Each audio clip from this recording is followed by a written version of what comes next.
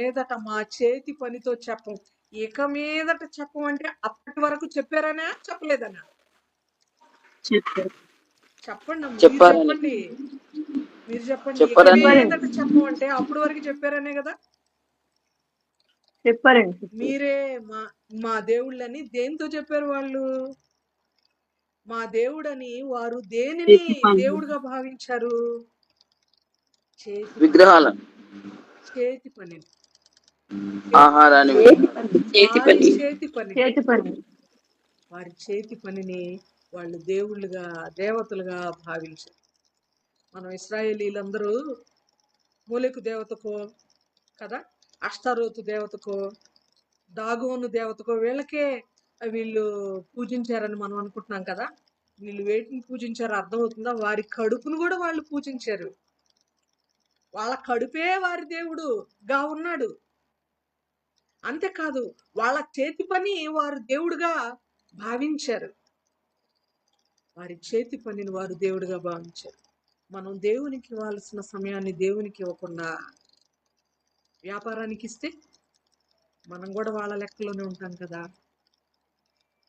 దేవునికి ఇవ్వాల్సిన సమయాన్ని దేవునికి ఇవ్వకుండా మనం చేస్తున్న ఉద్యోగానికి ఇస్తే మనం కూడా వారి లెక్కలోకే వస్తాం కదా, వారి వరుసలోకే వస్తాం కదా. చాలా మంది ముఖ్యంగా గ్రామాలలో ప్రియమైన స్నేహితులారా, ఆరాధన వేళలలో ఆరాధన చేయకుండా, దయచేసి మీకు ఎంత పెద్ద పని ఉన్నా, ఎంత ఆదాయం మీకు వచ్చినా, ఎన్ని డబ్బులు మీకు ఆ గడిలో వస్తున్నా దయచేసి అటెండ్ అవ్వకండి. దాన్ని అటెండ్ అవ్వకండి.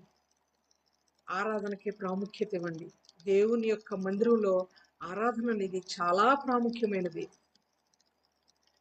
ఆయన్ని ఆత్మతో సత్యముతో ఆరాధించిన వాడు, లేకపోతే ఆరాధించని స్త్రీ, పురుషుడు కానీ స్త్రీ కానీ, ఆయన ఆరాధనలో చేయవేయని వాళ్ళు, శరీరంలో రక్తంలో పాలు పంపులు పొందని వారు ఆయనకి పాత్రుడు కాడు.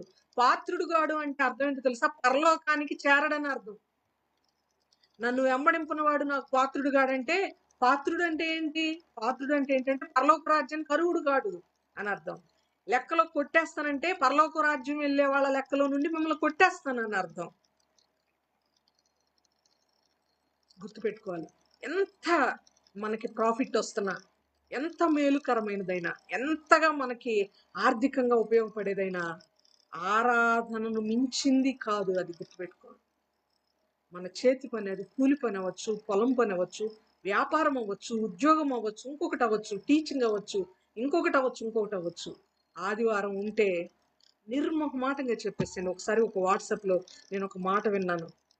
ఆదివారం సెలవు లేదు మా కంపెనీలో అన్నారని ఉద్యోగానికి అప్లై చేసుకున్నటువంటి ఒక అభ్యర్థి, ఒక క్యాండిడేట్ 1,60,000 శాలరీ తనకు వస్తున్నా కూడా, 1,60,000 శాలరీ ఇస్తాం కానీ ఆదివారం మాత్రం సెలవు ఇవ్వం, మీకు ఇష్టమైతే చేయండి లేకపోతే లేదు అంటే, అలాంటి ఉద్యోగం నాకు వద్దు. ఆదివారం నేను ఆరాధించాలి, నాకు అది చాలా ఇంపార్టెంట్. మీరు ఇచ్చే శాలరీ కంటే ఆదివారం నేను ఆరాధన చేయడం అనేది నాకు చాలా ఇంపార్టెంట్.